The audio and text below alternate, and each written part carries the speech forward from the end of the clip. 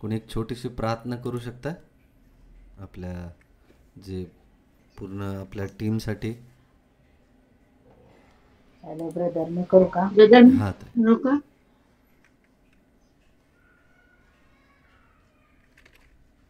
कोण करू शकते? हॅलो हां श्वेता ताई, ब्रदर, करा करा. माझा आवाज येतोय का?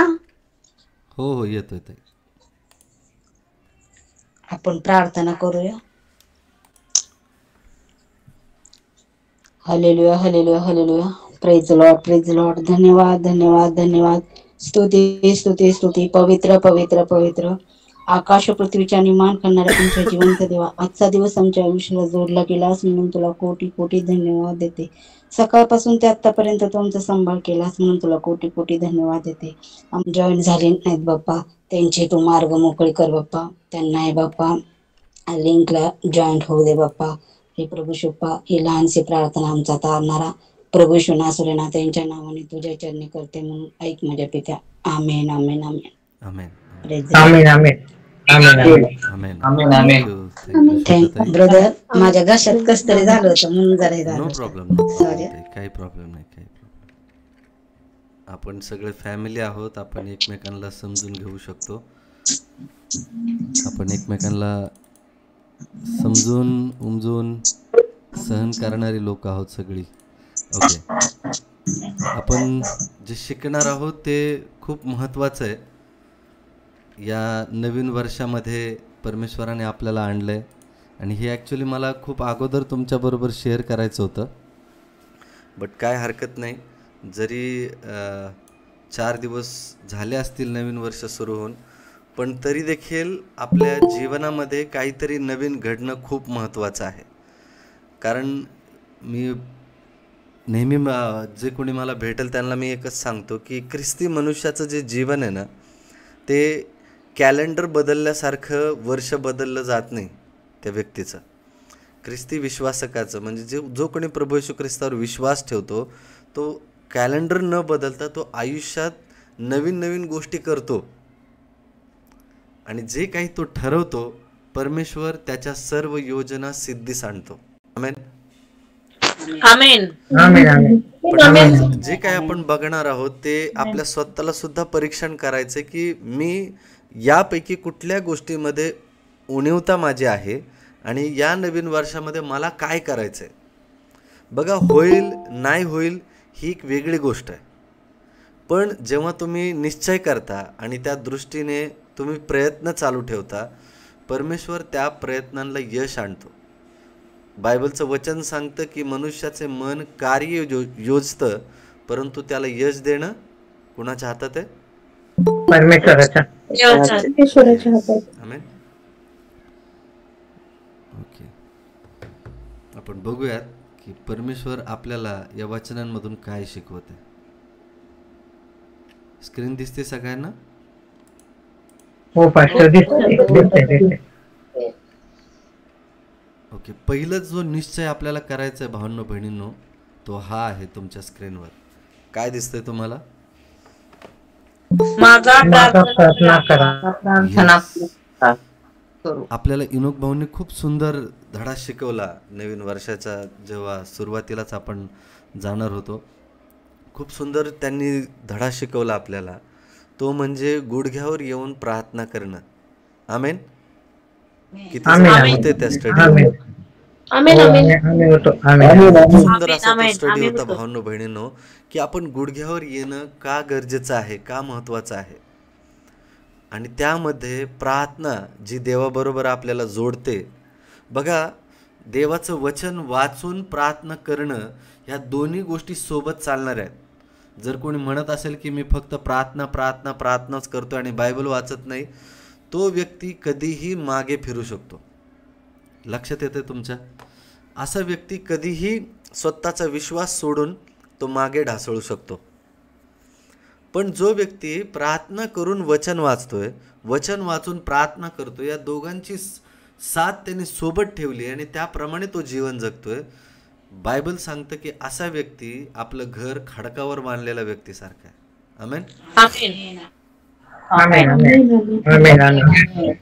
पण जेव्हा आपण प्रार्थना करतो तेव्हा आपण देवाला मागतो. बायबल सांगतं बघा की प्रभू येशू म्हणतो की मागा म्हणजे मिळेल. पण तुम्ही मागण्या अगोदर तुमच्या देवाला तुम्हाला जे काही पाहिजे ते सगळं ठाऊक आहे. मग जर प्रभू येशू असं इथे म्हणतो की पित्याला सगळं काही ठाऊक आहे तुम्ही मागण्या अगोदर, मग प्रार्थना का करायची? तुम्हाला काय वाटतं? जर आपल्या पित्याला आपण मागण्या अगोदर सगळ्याच गोष्टी ठाऊक आहेत, मग प्रार्थना करून काय असं होणार आहे? नाही, पित्याची इच्छा आहे की तुमच्या काय गरजा आहे ते मला माहिती आहे, परंतु तुम्ही मागितल्या पाहिजे. प्रार्थना करून माझ्याकडे तुम्ही मागितल्या पाहिजे, म्हणजे मी त्या पूर्ण करत. कारण देव सगळं काही गोष्टी आपल्या जाणतो, त्याला त्याच्या लेकरांची काळजी. आमेन. त्यासाठी प्रार्थना करून मागायचं आपण देवाकडे. आमेन. आमेन. आमेन. येस, त्रिशालाताई बोला. प्रार्थना म्हणजे की नाही, देवाशी आणि आपलं एक नातं जुळतं. आपण देवाशी बोलत असतो, देव आपल्याला त्यातून शिकवत असतो. म्हणजे एक नातं आहे प्रार्थना म्हणजे. आमेन. आमेन. ही खूप सुंदर गोष्ट आहे भावांनो बहिणींनो. जेव्हा आपण प्रार्थनेमध्ये जातो, आपल्या गरजा आपण देवाला सांगतो, एक नातं बनतं देवामध्ये आणि आपल्यामध्ये. आणि ते नातं आपण जोपासतो, त्याला जपतो. मागणं हे फक्त एक माध्यम आहे भावांनो बहिणींनो. ही आपली गरज आपण देवाला दाखवतो. पण या नवीन वर्षात आपल्याला देवाला प्रार्थनेमध्ये मागायचं आहे, नेहमी प्रार्थना करायची आणि तेही न थकता प्रार्थना करायची. बघा, प्रार्थना ही एक अशी गोष्ट आहे की जी आपल्याला देवाला आपल्याकडे आणत नाही. खूप लोक म्हणतात ना की देव आला आणि देवाला मी बघितलं. परमेश्वर दर्शन देतो, भेटतो, वेगवेगळ्या माध्यमातून आपली भेट घेतो. पण प्रार्थना जी आहे ना भावांनो बहिणींनो, ती आपल्याला स्वर्गात नेते, स्वर्गातल्या वातावरणात नेते. लक्षात येते तुमच्या? आमेन. आणि त्या सानिध्यात पुष्कळ वेळेला असंही होतं भावांनो बहिणींनो की आपण प्रार्थना करतो, आपली भली मोठी लिस्ट आपण देवाजवळ ठेवतो, परंतु त्याच्याकडून येणाऱ्या उत्तराची आपण वाटच बघत नाही. आपण मागत राहतो. आणि मागणं ही खूप चांगली गोष्ट आहे. देवाकडे आपण मागितलंच पाहिजे, तो आपला बाप आहे. पण महत्त्वाचं हे आहे की जेव्हा पण आपण प्रार्थना करून उठतो तेव्हा देव माझ्याबरोबर बोललाय का, देवाची माझ्या जीवनात काय इच्छा आहे हे देखील जाणून घ्या. आणि हे जाणण्यासाठी आपल्याला पवित्र शास्त्र उघडणं फार महत्त्वाचं आहे. आमेन. आमेन. आमेन. आमेन. आमेन. आणि खूप सुंदर गोष्ट आपल्याला त्रिशालाताईंनी सांगितलं, तो मुद्दा महत्त्वाचा आहे की प्रार्थना आपल्याला देवाशी जोडते आणि पित्याबरोबर आपलं नातं अधिकाधिक घट्ट करते. आणि प्रार्थनेमध्ये बऱ्याच वेळेला आपण नाही का विचार करतो की अरे ही गोष्ट देवाला का मागावी, देवाला माहिती आहे. ती गोष्ट देवाला का मागावी, ती पण माहिती आहे. माझ्या सगळ्या जीवनातल्या गोष्टी त्याला माहिती आहे. पण भावांनो बहिणींनो, प्रार्थना केल्यानंतर जी अंतःकरणामध्ये जो आनंद येतो, जे परमेश्वराची जुडलेला एक अनुभव आपल्यामध्ये येतो ना, तो अनुभव निराळा आहे, जगापेक्षा निराळा आहे. ती शांती, तो आनंद आपल्याला जेव्हा अनुभवता येतो ना भावांनो बहिणींनो, आपण इतके रिलॅक्स होतो, इतके स्वच्छंदी होतो, इतके आनंदी होतो. त्याच्यासाठी आपल्याला देवाजवळ जाऊन मागणं गरजेचं आहे. कारण तो आपला बाप आहे आणि त्या बापाच्याच नात्याने आपल्याला नेहमी मागायचं आहे. म्हणून या नवीन वर्षाला पहिला जो उद्देश आपल्याला करायचा आहे, पहिला जो ठराव आपल्याला करायचा आहे की मी माझ्या देवाकडे मागेल, मनुष्याकडे हात नाही पसरणार. बघा, बऱ्याच वेळेला असं होतं की प्रार्थनेला विलंब लागला तर आपण आपले पर्याय शोधायला लागतो की बाबा ठीक आहे, देव करेल तेव्हा करेल, पण माझं मी करायला लागतो. भावांनो बहिणींनो, जेव्हा आपण प्रार्थनेला बसतो, आपण देवाला सगळ्या आपल्या मागण्या मागतो आणि विश्वास ठेवतो. हे विश्वास ठेवणं खूप गरजेचं आहे की देवाने मला ते दिलेलं आहे. प्रभू येशू म्हणतो की जे काही तुम्ही प्रार्थनेमध्ये मागाल ते विश्वास ठेवा की ते तुम्हाला प्राप्त झालेलंच आहे. आमेन. आमेन. आमेन. आणि नेमकी आपल्या सगळ्याकडून हीच चूक होते, आपण मागतो पण विश्वास ठेवत नाही. सगळी भली मोठी लिस्ट देवाकडे ठेवतो पण विश्वास ठेवत नाही आणि त्याच्यातच आपण शंका बाळगतो की अरे मला हे मिळालं आहे का, किंवा माझ्या आयुष्यात हे होईल का. भावांनो बहिणींनो, जेव्हा पण त्या प्रार्थनेमध्ये जे काही तुम्ही मागताय, जर तुम्हाला माहिती की हे नियमशास्त्राप्रमाणे बरोबर आहे, परमेश्वराच्या वचनाप्रमाणे मी जे मागितले ते बरोबर आहे, तर तो आशीर्वाद मिळण्यावाचून तुम्हाला कोणीही रोखू शकत नाही. आमेन. आमेन आमेन आमेन आमेन आमेन. पण जर तुम्ही वाईट वागताय आणि तुम्हाला माहिती आहे ते वाईट मी वागतोय, ते तसं मी केलं नाही पाहिजे, मी तसं बोललं नाही पाहिजे, इतरांबद्दल लाबाडी नाही केली पाहिजे, ते सगळं करून सुद्धा जर मी देवाकडे प्रार्थना करतोय आणि चांगल्याची अपेक्षा करतोय, तर आपण कुठल्या तरी अंधार खोलीत आहोत, जिथे आपल्याला पुढलं काहीच माहिती नाही आणि आपण फक्त देवाला बडबड करतोय, मागतोय. भावांनो बहिणींनो, आपला परमेश्वर प्रार्थना ऐकणारा देव आहे. परंतु वचन हेही सांगतं आपल्याला की देव निरर्थक ओरड ऐकत नाही. माहिती आहे वचन तुम्हाला? ऐकताय का मला सगळे? देव निरर्थक ओरड ऐकत नाही म्हणजे काय की जेव्हा पण आपण प्रार्थना करून देवाकडे काही मागतो, तर आपल्याला हे माहिती पाहिजे की मी देवाच्या वचनाप्रमाणे मागतोय, देवाच्या आज्ञेप्रमाणे मागतोय, जे त्याची इच्छा आहे की त्याने माझ्या आयुष्यात करावं आणि ते बायबलनुसार मी योग्यरित्या मागत आहे हे तुम्हाला माहिती आहे, तुमच्या मनाला एकदम पटलंय, तेव्हा तो आशीर्वाद तुम्हाला मिळाल्या वाचून राहत नाही. नाहीतर आपण वाईटामध्ये आहोत, पापामध्ये जगतोय आणि परमेश्वराने आपल्याला दाखवून दिले की तू जे काही करतोय ते पाप आहे आणि तरी देखील मी प्रार्थना करून मी देवाकडे त्याच गोष्टी मागतोय. तर भावांनो बहिणींनो, बायबल आपल्याला सांगतं की अशा व्यक्तीने देवाकडून आपल्याला चांगलं काहीतरी मिळेल अशी अपेक्षा करू नये. का? कारण आपण स्वतःच पापामध्ये राहून सगळ्या गोष्टी देवाकडून चांगल्या चांगल्या मागतोय, म्हणजे चहाड्या करतोय, निंदा नालस्ती करतोय, पाप करतोय, व्याभिचार करतोय आणि तरी देखील आपण देवाकडे प्रार्थना करतोय आणि देवाला म्हणतोय नाही देवा तू मला देच, हे तू मला दिलेलंच आहे. असला विश्वास काहीही कामाचा नाही. आमेन. पण जर तुम्ही देवाकडे निश्चय करताय की प्रभू मी तुझ्या वचनाप्रमाणे मागतोय, नम्र भावाने मागतोय, मला माझ्या पापाची जाणीव आहे, मला याच्यातून बाहेर निघायचंय, मला मदत कर, ती पश्चातापपूर्ण प्रार्थना आपली पाहिजे आणि त्याचद्वारे आपलं मागणं देवाकडे आपण सादर केलं पाहिजे. आमेन. बायबल आपल्याला सांगतं की अशी प्रार्थना सुगंधी धुपाप्रमाणे वर जाते. म्हणून या नवीन वर्षात आपल्याला ठराव करायचा आहे की आपल्याला मागायचंय आणि देवाच्या वचनाप्रमाणे मागायचंय आणि प्रार्थनेमध्ये जाऊन देवाला नम्र भावाने मागायचंय. आमेन.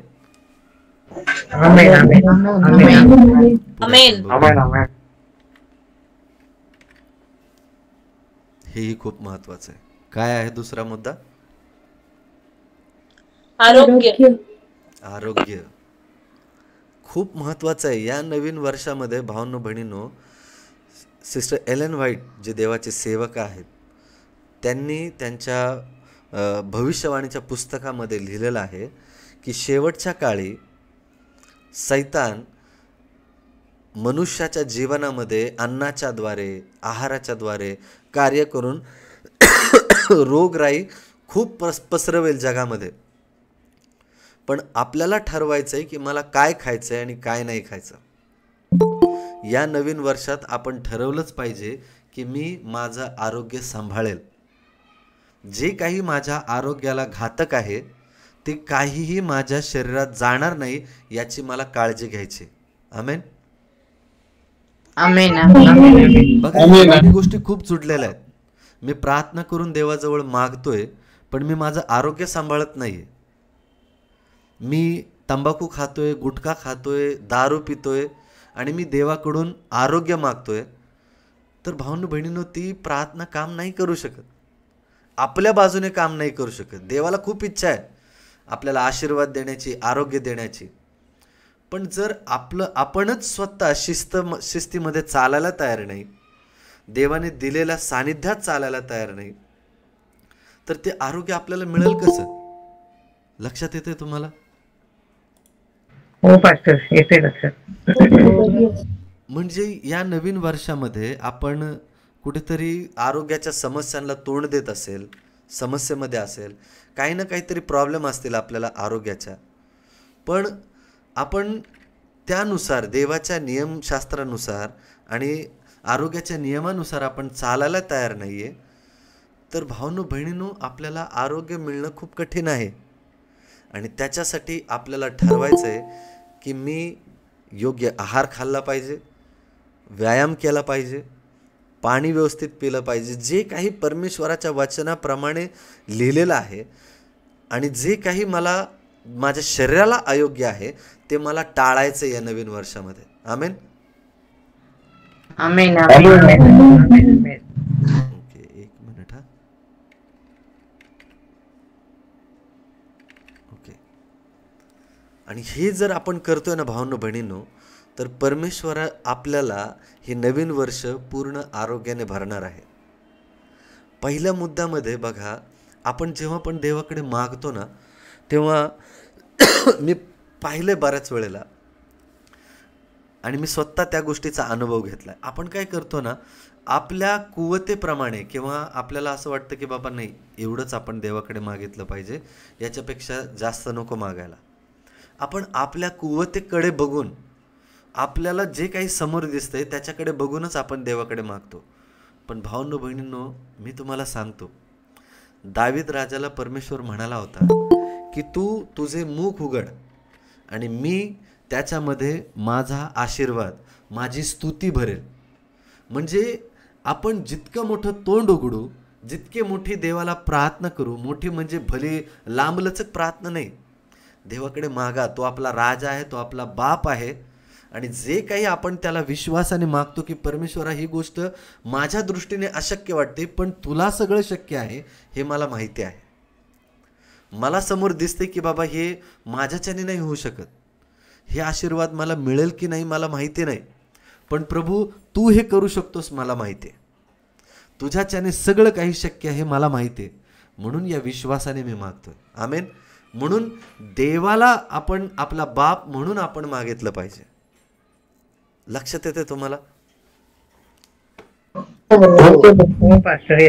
आणि एकदा का आपण प्रार्थनेवरून उठलो तर असं कधीच म्हणू नका की अरे हे होईल की नाही, माहीत नाही, घडेल की नाही.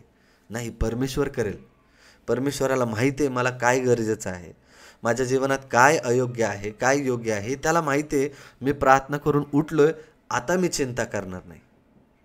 आणि त्याचबरोबर या नवीन वर्षात आपल्याला आपल्या आरोग्याच्या नियमांमध्ये सुद्धा चालायचं आहे. भावनो बहिणींनो, मी खरंच तुम्हाला सांगतो, जे काही माझ्या आयुष्यामध्ये मी आज फेस करत आहे, मी पाहतोय की लोकांच्या खाण्यापिण्याच्या सवयींमुळे इतके रोग त्यांना जडलेले आहेत आणि तरी देखील ते देवाकडे विनंती करतायत की देवा मला आरोग्य दे. आणि त्या रोगामध्ये राहून सुद्धा लोक अयोग्यरित्या जीवन जगतात, आहारसुद्धा व्यवस्थित घेत नाहीत. जर परमेश्वराचं नियमशास्त्र आपल्याला सांगतंय की तुझ्यासाठी तंबाखू ही घातक आहे आणि तरी देखील आपण ती करत चाललोय, आणि बघा तुम्ही त्याच्यावर लिहिलेलं असतं की तंबाखूने कर्करोग होतो. माहिती आहे सगळ्यांना? तिथं असं नाही लिहिलं की तंबाखूमुळे कर्करोग होईल, तंबाखूमुळे कर्करोग होतो असं लिहिलेलं आहे. आणि एवढं सगळं आपल्याला दिसून सुद्धा आपण ते खाऊन देवाकडे प्रार्थना करतो की देवा मला आरोग्य पाहिजे, नाही मिळू शकत. आणि परमेश्वराने आपल्याला आरोग्याचे व्यवस्थित नियम लावून ठेवलेत, आहार लावून ठेवला आहे. त्या आहाराचे सगळे नियम तोडून मी देवाला मागतोय की देवा मला हे आरोग्याचे त्रास आहेत, तू मला आरोग्य दे. आणि तरी देखील आपण तो आहार तसा खात नाहीये, तो आशीर्वाद आपल्या जीवनामध्ये काम नाही करू शकत. लक्षात येते तुम्हाला? म्हणून या नवीन वर्षात आपल्याला ठरवायचं की मला माझं आरोग्य सांभाळायचं, मला माझ्या खाण्यापिण्याच्या सवयी व्यवस्थित ठेवायच्या, माझ्या शरीराला काय अयोग्य आहे काय योग्य आहे हे ठरवून ज्याद्वारे परमेश्वराची स्तुती होईल खाण्यापिण्याच्या द्वारे, तेच मला सेवन करायचे, तेच मला खायचंय. आमेन. आमेन आमेन आमेन. पुढे आपण आमेन, बघूया, आमेन. हे खूप महत्वाचं आहे. कुठला आहे तिसरा मुद्दा? विश्वासाची कृत्य करा. आमेन. येस. मागा, प्रार्थना करा, आरोग्य सांभाळा आणि विश्वासाची कृती करा, कृत्य करा. खूप महत्वाचं आहे. आपण प्रार्थना करतो, आपण आरोग्य सांभाळतो, पण विश्वासाच्या कृतीमध्ये बऱ्याच वेळेला आपण मागे राहतो. खूप महत्त्वाचं आहे की जेव्हा पण आपण प्रार्थना करून उठतोय तेव्हा आपली वागणूक, आपली चालचलणूक खरंच परमेश्वराला साजेल अशी आहे का? प्रार्थना नाही. करून उठतोय आणि चिडचिड करतोय, भांडखोरपणा करतोय, लेकरा बाळांना शिव्या देतोय आणि शेजार पाजारचे एकत्र जमले, मित्रमंडळी एकत्र जमले की याच्याबद्दल बोला, त्याच्याबद्दल बोला, गॉसिप करा, निंदा नालस्ती करा, ही कुठलीही विश्वासाची कृती नाहीये. आमेन.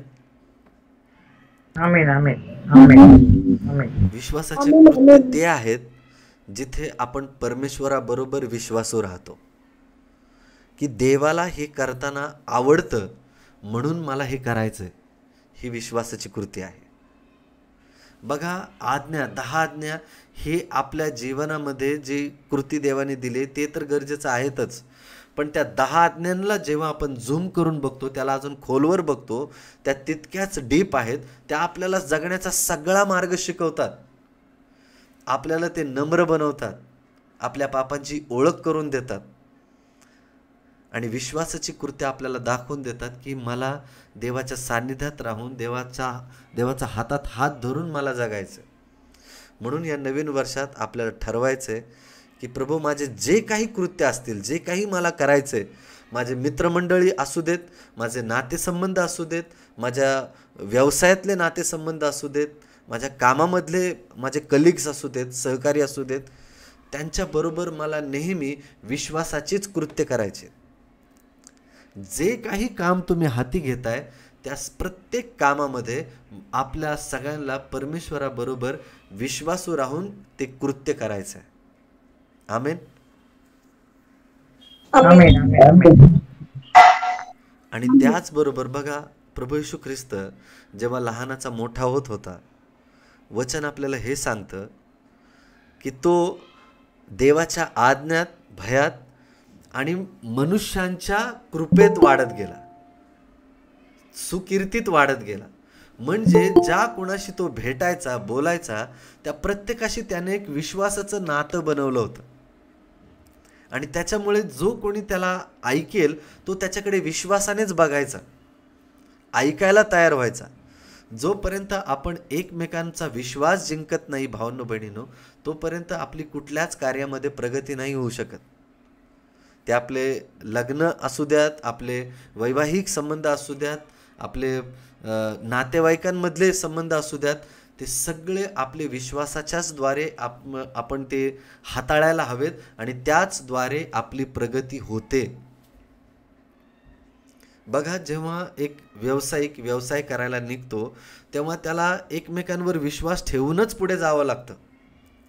असं तो म्हणूच शकत नाही की बाबा रे, मी आता हे पैसा तुला कसा देऊ, काय करू. नाही, त्याला विश्वास ठेवावाच लागतो, त्याच्याशिवाय त्याचा व्यवसाय वाढूच शकत नाही. आमेन. आमेन. आमेन. कामावर जाताना सुद्धा आपल्याला मालकावर विश्वासच ठेवावा लागतो की माझ्या कामाचे 30 दिवस भरल्यानंतर माझा मालक मला महिन्याच्या शेवटी किंवा महिन्याच्या सुरुवातीलाच तो मला माझ्या मागच्या महिन्याचा पगार तो मला देणारच आहे, हा आपला विश्वास असतो. बरोबर. आणि त्याला अनुसरून आपण महिनाभर काम करत राहतो. ही देखील विश्वासाची कृती आहे. परमेश्वराबरोबर देखील जेव्हा आपण विश्वासू राहतो तेव्हा आपल्याला वेतन मिळाल्याशिवाय राहत नाही. आमेन. प्रीतीताई, तुम्हाला काय बोलायचंय? आमेन. आमेन म्हणजे आमेन. येस, आमेन. आमेन. ओके, पुढे आपण. मी आमेन म्हटलं म्हणून ते हँड दाखवला आमेन म्हणायसाठी. Okay okay okay okay, thank you. पुढे आपण बघूयात. येस, इथं आपण बऱ्याचदा मागे पडत आहोत. काय आहे चौथा मुद्दा? नवीन नाती बनवा, सुवार्ता. येस, खूप महत्त्वाचं आहे. आपण बऱ्याच वेळेला एकलकोंडे राहतो, आपल्याला इतरांशी बोलायला आवडत नाही, इतरांशी सहभागिता ठेवायला आवडत नाही. बघा भावांनो बहिणींनो, परमेश्वराने मानवाला बनवल्यानंतर त्याला सहचारिणी दिली आणि देवाने मनुष्याला आशीर्वाद दिला की तुम्ही फलद्रूप व्हा, पृथ्वी व्यापून टाका. म्हणजे मनुष्याला आशीर्वाद हा दिल्यानंतर देवाची इच्छा होती की मनुष्याने त्याचं चरित्र, देवाचं चरित्र एकमेकांना प्रकट करावं आणि एकमेकांना मदत करून दाखवून द्यावं की परमेश्वर किती चांगला आहे. जोपर्यंत तुम्ही एकमेकांना भेटत नाही, एकमेकांशी बोलत नाही, तोपर्यंत ते नातेसंबंध बनू शकत नाही आणि तोपर्यंत आपण सुवार्ता सुद्धा सांगू शकत नाही. आणि जो मनुष्य सुवार्ता सांगत नाही तो मनुष्य नेहमी स्वार्थी जीवन जगतो. सुवार्ता म्हणजे काय? ही आपल्या वागण्या बोलण्यातून, आपल्या चांगल्या कृत्यातून दिसायला पाहिजे. आज अशी परिस्थिती आहे की आपण येशू ख्रिस्ताचं नाव मोकळेपणाने नाही घेऊ शकत. लोकांना ते आवडत नाही किंवा काही पुढारी असे आहेत की त्याचा विरोध करतात. इथे आपल्याला समजलं पाहिजे की जर मी मुखाने बोलू शकत नाही, पण मी माझ्या कृत्यांच्याद्वारे लोकांच्या संपर्कात येऊन त्यांना मदत करून, त्यांना जेव्हा कधी माझ्या मदतीची गरज पडेल तेव्हा तिथे उभं राहून त्यांना हे सांगून देईल की परमेश्वर किती चांगला आहे. आमेन. संपर्कात यायला पाहिजे, नवीन नाती बनवली पाहिजेत. नाही माझंच घर, माझंच कुटुंब, माझाच नवरा, माझीच बायको, माझेच लेकरं, ही जर करत राहिलो भावनो बहिणीनो, तर जे जग नाश पावतंय त्याचा जाब परमेश्वर आपल्याला विचारेल की मी तुला बोललो होतो, मी तुला सुवार्ता सांगायला लावलं होतं, मी त्या व्यक्तीला तुझ्याकडे पाठवलं होतं, पण आपणच गेलो नाही, आपणच त्यांच्यापर्यंत पोहोचलो नाही. भावनो बहिणीनो, हे नवीन वर्ष परमेश्वराने आपल्याला नवीन नाते बनवण्यासाठी दिलंय. आमेन. आमेन. आमेन. या नात्यांच्याद्वारे आपल्याला सुवार्ता करायची. पण बघा, सुवार्ता करताना आपल्याला एक गोष्ट लक्षात ठेवायची आहे की आपल्या घरातलं कोणी नाराज नाही व्हायला पाहिजे. नाहीतर सुवार्ता करायला बाहेर पडलोय आणि मी घरामध्ये कुणाचंच ऐकत नाहीये, नाही मला जायचंय मी जाणार, मी कुणाचंच ऐकणार नाही, असं नाही. घरच्यांचं सांभाळून, घरची जबाबदारी पेलून, इतरांचं मन राखून जेव्हा आपण घराबाहेर पडतो तेव्हा आपल्याला मोकळीकता मिळते. नाहीतर मी बायकोशी भांडतोय, मी बहिणीशी भांडतोय, मी नातेवाईकांशी भांडतोय आणि मग सुवार्ता करायला बाहेर पडतोय. भावांनो बहिणींनो, तिथं आपल्या मुखातून निघलेलं वचन कामच करू शकत नाही. तुम्ही सहमत आहात माझ्याबरोबर? भांडकुदळपणा जर मनुष्यामध्ये असेल आणि तरी देखील असा व्यक्ती बाहेर जाऊन सुवार्ता करत असेल तर त्याच्याने आत्मी नाही जिंकली जाऊ शकत. तो थोडा वेळ तुमचं ऐकेल, बाबा रे हा ठीक आहे, चांगल्या गोष्टी सांगतोय, ऐका, एका कानाने ऐका, दुसऱ्या कानाने ऐकून सोडून द्या. अशा गोष्टीला काही अर्थ राहत नाही. पण जर तुम्ही घरच्यांना आनंदी ठेवून, घरची जबाबदारी पार पाडून जेव्हा तुम्ही सुवार्ता करायला बाहेर जाता, तेवढीच ती मोकळीकता तुम्हाला मिळते आणि लोक देखील म्हणतात की बाबा रे हा व्यक्ती असा व्यक्ती आहे की ज्याचं मी बसून ऐकू शकतो आणि त्याच्या बोलण्याप्रमाणे मी वागू शकतो, कारण हा त्याच्या कामामध्ये, त्याच्या कुटुंबामध्ये सगळ्यांवर प्रेम करणारा आहे. आमेन. म्हणून ह्या नवीन वर्षी आपल्याला ठरवायचंय की मला सुवार्ता करायची आहे आणि नवीन नवीन नाती बनवायची. पुढे आपण बघूयात शेवटचा मुद्दा काय आहे. बायबल वाचन. हे खूप महत्त्वाचं आहे. प्रार्थना, बायबल वाचन ह्या दोन्ही सोबत चालणाऱ्या गोष्टी आहेत. आपण या दोघातल्या एकालाही वगळू शकत नाही, सोडू शकत नाही. जर मी बायबल वाचतोय तर मला प्रार्थनेला प्रेरणा होते. वचन वाचल्याने आपल्याला ज्ञान मिळतं, देवाच्या सानिध्याचा अनुभव आपल्याला मिळतो आणि तितकंच आपल्याला प्रार्थना करायला चालना मिळते. जर आपण बायबलच वाचत नाही, बघा मोबाईलमध्ये बायबल आहे, चांगली गोष्ट आहे, ते ऐका. जर तुम्हाला वाचता येत नाही तर मोबाईलमध्ये तुम्ही बायबल वाचू शकता. पण जर तुम्हाला वाचता येते आणि तरी देखील तुम्ही मोबाईलमधलं बायबल चाळताय तर ते चुकीचं आहे. पण ठीक आहे, एखाद्या वेळेला तुम्हाला ते बायबल सोबत ठेवायला तुम्हाला वेळ नाही आहे, पण तुम्ही चर्चला पण जाताय आणि चर्चला पण तुम्ही बायबल हातात घेत नाही आहे आणि नुसतं मोबाईलमधूनच ते वचनं काढताय, ते एकदम चुकीचं आहे. कारण मोबाईल जेव्हा तुम्ही हाताळता तेव्हा तुम्हाला वेगवेगळी आकर्षणं तिथे दिसतील, पण जेव्हा तुम्ही बायबल हातात घेऊन वाचताल तिथे तुम्हाला वेगवेगळी वचनं इतकी एकानंतर एक लिंक मिळेल आणि तितकंच तुमचं डोकं चालायला लागतं, आपली बौद्धिक पातळी वाढायला लागते. आमीन. तुम्ही सहमत आहात माझ्याबरोबर? आमेन. हो ब्रदर. या नवीन वर्षात आपण निश्चय केलाच पाहिजे की मी बायबल हातात घेऊन वाचेल. पुस्तक, फिजिकल बायबल म्हणतोय मी, मोबाईलमधलं बायबल नाही. जितकं जास्त तुमचं बायबल रंगलेलं असेल, त्याच्यामध्ये रेषा असतील आणि इकडे तिकडे नोट्स लिहिलेल्या असतील, जितकं जुनं बायबल असेल तुमचं तितकं ते कळतं त्याच्यावरून की तुम्ही तितकं बायबल वाचलेलं आहे. पण काही काहींचं बायबल मी बघतो की ते कोरकट्ट बायबल असतं. नुसतं चर्चला बायबल आणतात आणि तसंच जाऊन ते कपाटात ठेवतात. मग पुढच्या आठवड्यातच जेव्हा चर्चला जायचं असतं तेव्हाच ते बायबल उघडलं जातं.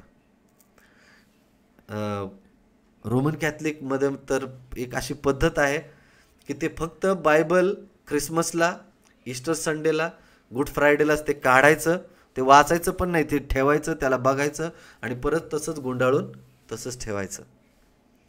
या धर्माला किंवा या प्रकारच्या वर्तणुकीला शून्य अर्थ आहे.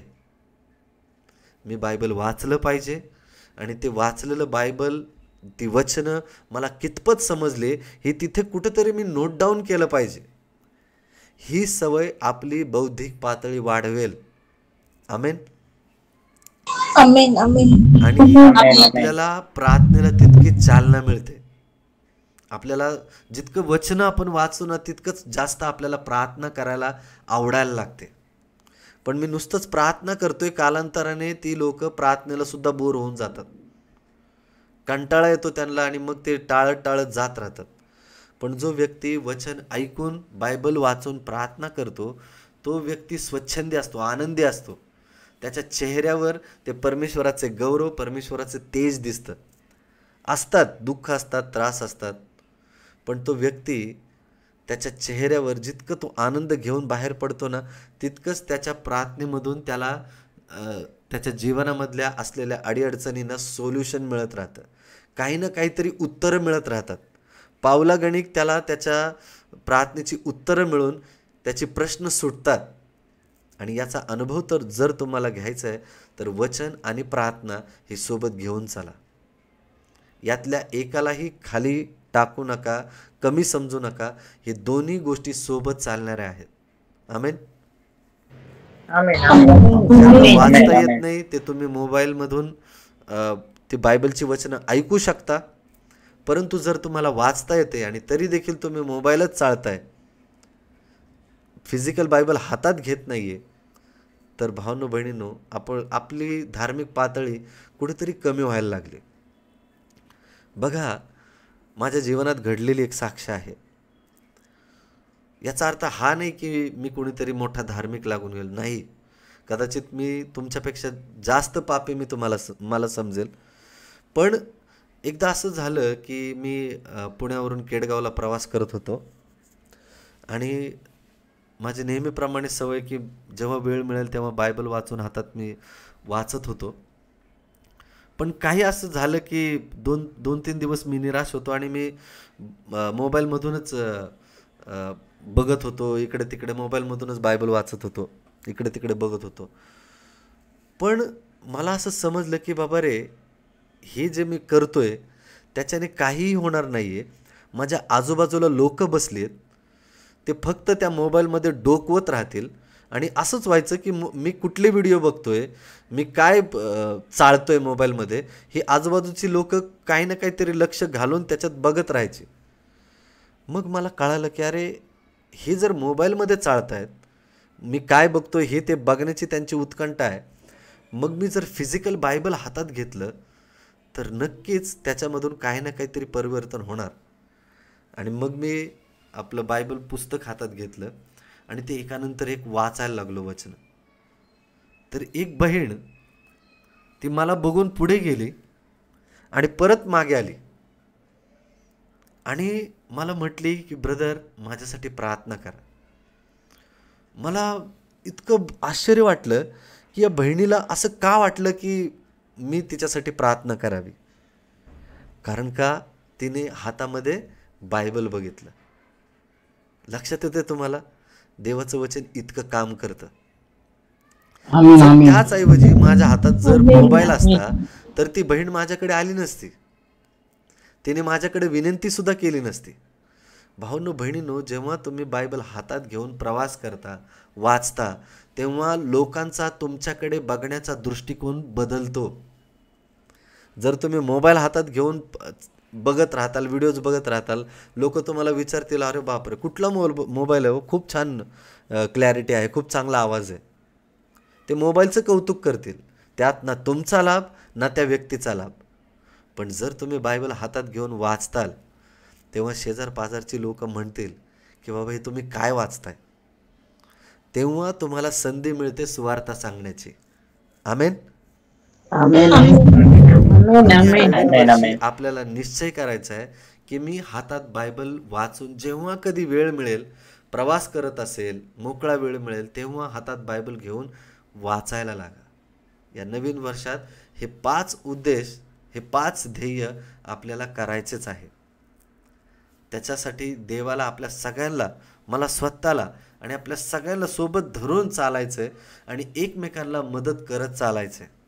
आमेन. माझा विश्वास आहे की हे 5 मुद्दे येणाऱ्या वर्षामध्ये आपल्याला खूप मदत करणार आहेत. आणि एकमेकांना सहाय्य करा. आपला ग्रुप खूप चांगला आहे. आपल्याला देवाने रोजची प्रार्थना दिली, आपण ती चुकवू नये. सकाळची प्रार्थना चुकली तर संध्याकाळची आहे, संध्याकाळची चुकली तर पहाटेची प्रार्थना आहे. या दोघांची संगड सोबत ठेवा, जेणेकरून आपण देवाच्या सानिध्यातून, त्या पवित्र सानिध्यातून बाहेर पडणार नाही. आमेन.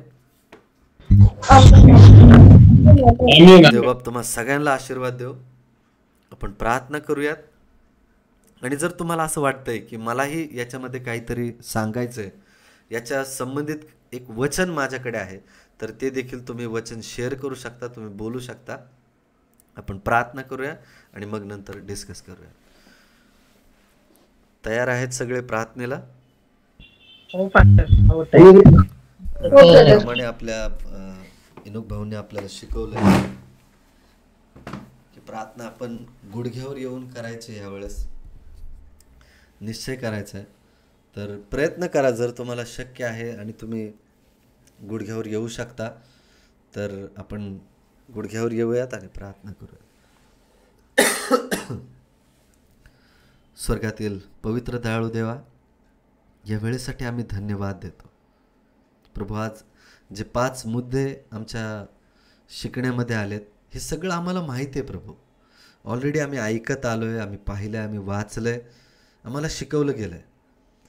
पण जितक्या वेळेला ते आमच्या समोर येतं, आम्ही वारंवार पाहतो, तितक्या वेळेला आमचे विचार, आमचा मेंदू, आमची बुद्धी या सगळ्या गोष्टींना प्रतिक्रिया द्यायला लागते आणि त्याचद्वारे आमची कृत्यसुद्धा त्याद्वारे व्हायला लागतात.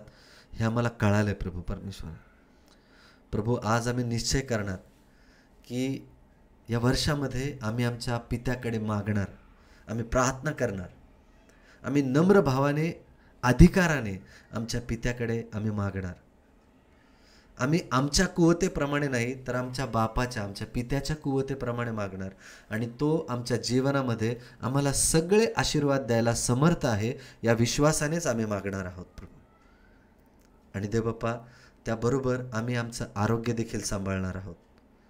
या वर्षामध्ये प्रभू, येणाऱ्या दिवसात जिथे तुझं येणं खूप जवळ आहे आणि सैतान त्याची सगळे हत्यारं वापरून मनुष्याचं जीवन उद्ध्वस्त करायला टपलेलं आहे. देवप्पा, या रोगाने भरलेल्या देशामध्ये, जगामध्ये तू आम्हाला आरोग्याचे नियम लावून दिलेले आहेत. आम्हाला सहाय्य कर दे बाप्पा, की आम्ही कशा प्रकारे आमचं आरोग्य सांभाळू शकतो, की जेणेकरून आम्ही एक निरोगी जीवन जगेल आणि तुझ्या सानिध्यात राहून प्रार्थनेमध्ये तत्पर राहील आणि इतरांना तुझ्या त्या आरोग्याची सुवार्ता आम्ही देऊ शकेल दे बाप्पा. प्रभू येशू, तिसरा मुद्दा आम्ही शिकलोत की विश्वासाची कृत्य आम्ही केली पाहिजेत. आमच्या वागण्या बोलण्यातून प्रभू येशू तुझा विश्वास दिसला पाहिजे. लोकांचा विश्वास आम्ही जिंकायला हवा, की जेणेकरून त्यांना आम्ही सुवार्ता करते वेळी त्यांनी आमच्यावर विश्वास ठेवायला हवा. प्रभू येशू, आम्ही चौथा मुद्दा शिकलो की आम्ही नवीन नाती बनवायला शिकलं पाहिजे.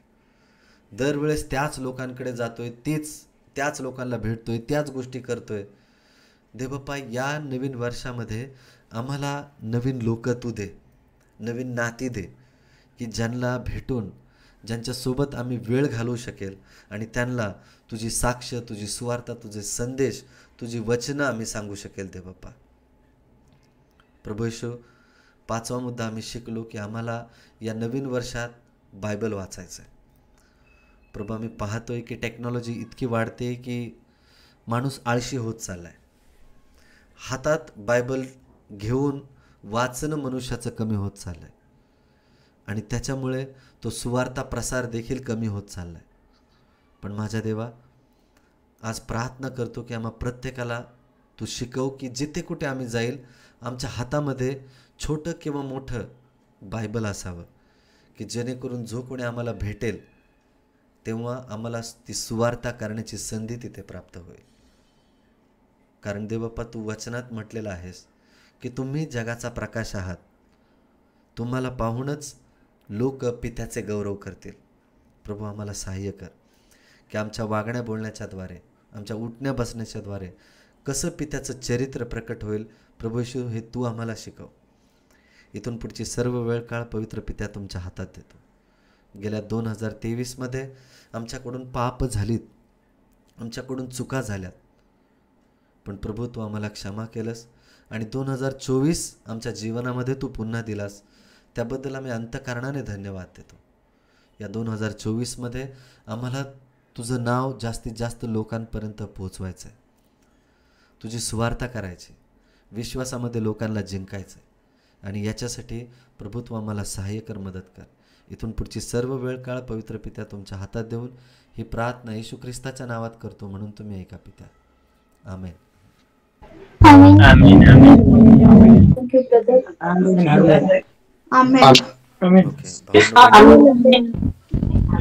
इथून पुढची वेळ तुमची आहे.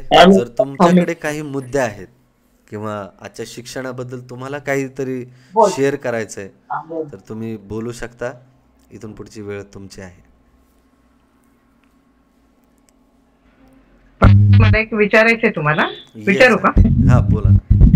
मत्ते सुवर्तमान याच्या 10व्या अध्यायामध्ये 34व्या वचनामध्ये असं लिहिलं ना, मी पृथ्वीवर शांती राखावयास आलो नाही असं समजू नका तुम्ही.